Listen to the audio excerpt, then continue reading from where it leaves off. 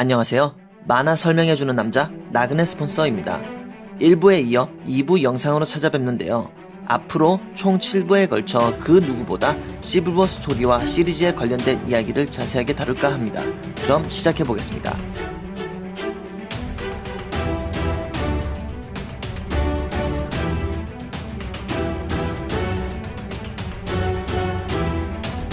시빌워 1부 영상에서 소개된 이 시리즈의 시발점이 된 사건, 즉 뉴 워리어가 슈퍼빌런과 대적하고 그 중에 한 명인 나이트로가 자폭하며 스탠포드의 큰 일부분을 폭파시키는 장면을 보았는데요. 이 사건으로 인하여 슈퍼히어로를 향한 민심은 바닥에 떨어지고 불심으로 변해버립니다. 그리고 연쇄 반응을 일으켜 슈퍼히어로들이 둘로 나뉘며 결국에는 캡틴 아메리카는 숨어버리고 아이언맨은 정부와 함께합니다. 잠시 설명드릴 건 미국만의 특성상 시빌워 메인 스토리가 진행된과 동시에 사이드 스토리로 다른 히어로들의 관점에서 이 상황을 이야기하는 단행본들이 발간되고 있다는 겁니다. 굉장히 주관적인 시선에서 스토리를 설명하기 때문에 신선함을 제공함과 동시에 스토리의 디테일한 정보를 알게 됩니다. 그 덕분에 시빌워 1화와 2화 사이에 많은 물밑 작업들이 일어나며 스토리가 빠르게 퍼져나가는 걸 볼 수 있습니다.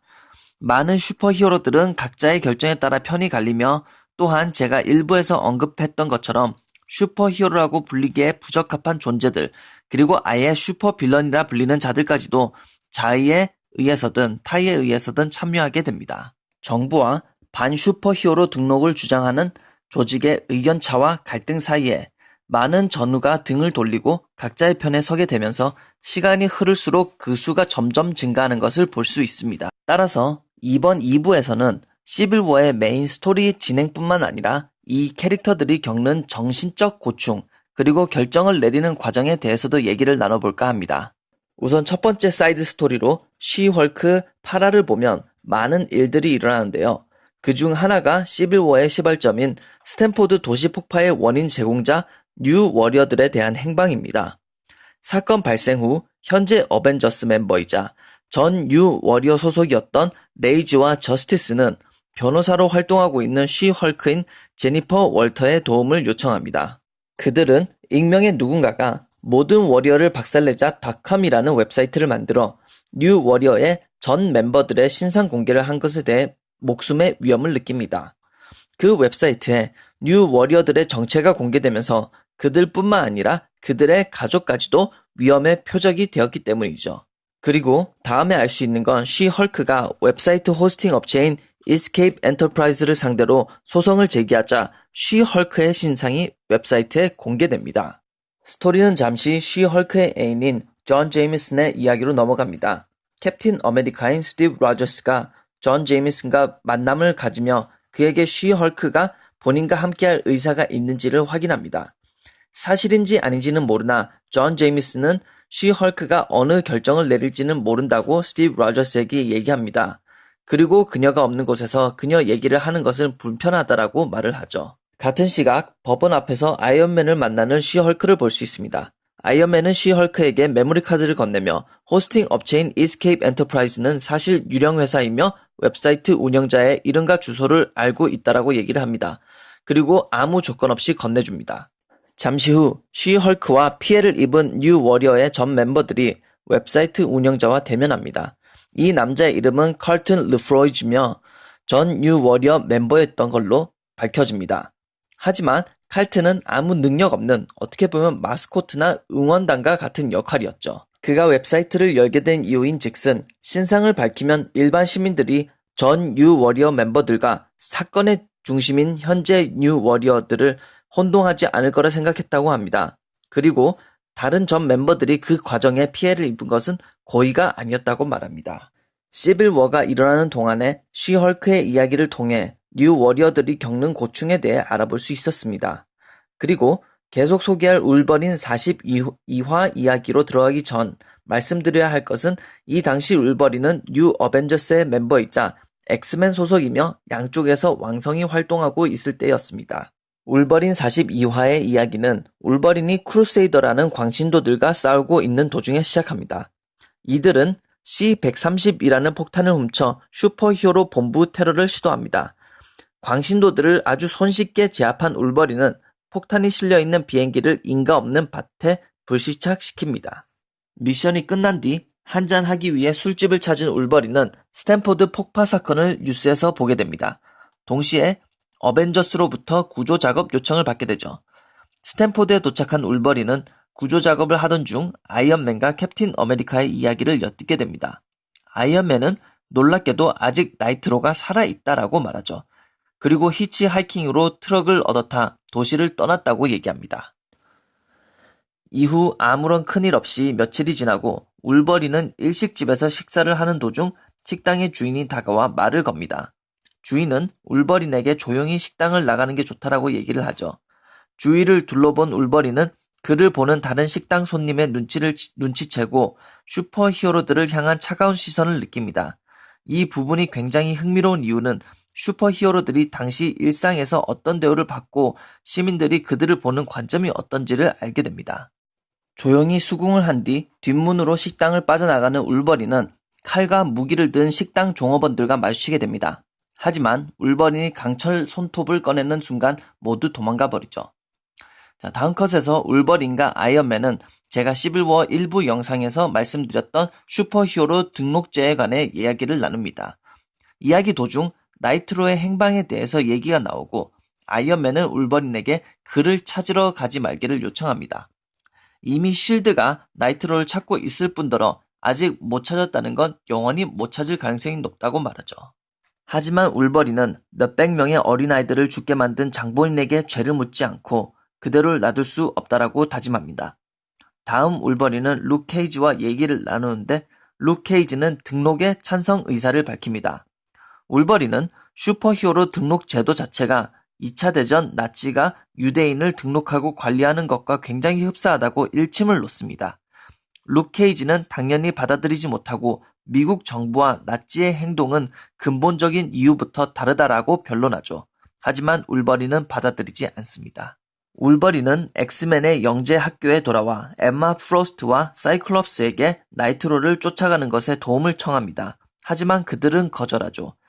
이유인즉슨 이 당시 엑스맨은 중립을 지키고 있었습니다. 그리고 평소에도 돌연변이 뮤턴트에 관한 증오가 가득한데 이런 민감한 시기에 일을 벌이는 건 좋은 생각이 아니다 라고 말을 하죠. 울버린은 홀로 나와 스탠퍼드 커네티컷으로 이동하죠.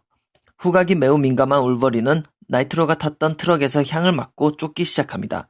그리고는 아이언맨의 저지에도 무릅쓰고 복수의 길을 걷겠다 다짐합니다. 그의 여정은 이렇게 시작됩니다.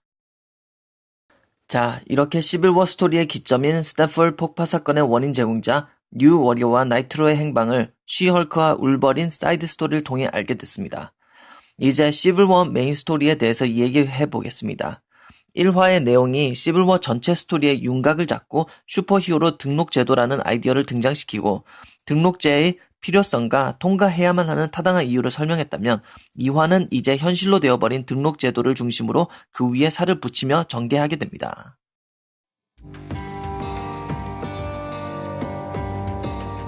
2화의 스토리는 쉴드가 누군가에게 소탕당한 슈퍼빌런들을 포획하면서부터 시작합니다. 매우 단기간에 72명의 슈퍼빌런들이 누군가에 의해 포획되었으며 그 사실은 쉴드, 아니 더 정확히 말하자면 국장인 마리아 힐을 고민에 빠지게 만듭니다. 이 단기간에 캡틴 아메리카 혼자 이 많은 슈퍼빌런들을 상대했을 리는 없고 그 뜻은 더 이상 캡틴 아메리카는 혼자가 아니며 협력자들을 얻었음을 의미합니다. 더 마리아 힐을 걱정되게 만드는 건 그 협력자들이 누군지 모른다는 사실입니다. 다음 컷에서 일들이 순식간에 진행되는 걸 볼 수 있습니다. 무슨 말이냐면 아무 걸림돌 없이 슈퍼히어로 등록 제도가 국회를 통과하고 24시간 후에 의무화가 되어버립니다. 앞으로 24시간 안에 모든 히어로들은 정부에 등록을 하고 정체를 밝혀야 하며 이를 어기는 자들은 무법자들로 낙인 찍히며 처벌받게 됩니다. 추가로 여기서 알 수 있는 건 아이언맨이 정부로부터 마치 영웅 대접을 받으며 캡틴 아메리카는 사회의 적으로 취급받는다는 것입니다. 다음 판타스틱 4 이야기로 넘어가서 아직 많은 걸 알려주지는 않았지만 현재 이 상황이 매우 중요하며 스토리가 더 진행됐을 때 엄청난 영향을 주게 됩니다. 왜냐하면 리드 리차드는 정부의 1급 비밀 프로젝트에 참여하여 일을 진행 중이며 이것에 관한 모든 정보를 가족에게마저 숨기고 있기 때문입니다. 그리고 잠시 띵이 등장하는 장면에 주목해줬으면 합니다.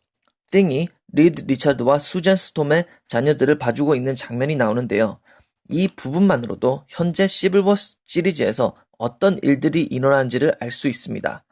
아주 미묘하게 표현된 분위기에서도 모두가 고민에 빠져 있고 현재 일어나는 일이 모두에게 영향을 끼치고 있으며 가족과의 오붓한 식사를 나눌 수 있는 시간조차 없다는 것을 알게 됩니다. 다음에 나오는 장면은 꽤 흥미로움을 잡아내는데 보면 알 수 있는 건 토니 스타크가 본인들이 하고 있는 게 옳은 일인지 의문을 제기한다는 점이죠. 그에게 모든 일은 잘 될 거라는 확신이 없는 걸 볼 수 있습니다. 다만 그들이 하는 행동이 올바른 일이기를 바랄 뿐이죠. 이 부분이 흥미로운 이유는 토니 스타크 캐릭터에게 깊이를 더해주기 때문입니다. 굉장히 인간적인 모습을 보여주는 그는 본인의 행동과 결정이 긍정적인 결과를 낳기를 바라며 대중의 민심을 다시 돌리는 데 첫걸음이라고 생각합니다. 슈퍼히어로들에게 더 책임감을 부여하는 환경을 조성하는 걸 포함해서 말이죠. 이제 24시간이 흐른 뒤에 일어나는 일을 보게 됩니다. 자정이 지나고 등록을 하지 않은 슈퍼히어로들은 이제 무법자 또는 범죄자로 간주됩니다. 우리가 볼 수 있는 건 페이트리엇이라는 방탄 능력을 가진 슈퍼히어로가 도둑질을 하는 범인을 저지한 뒤 쉴드 요원에게 쫓기게 됩니다. 그리고 페이트리엇을 포함한 영 어벤져스 멤버들은 등록을 하지 않기로 결정했으므로 쉴드 요원들에게 붙잡혀 구치소로 이동됩니다.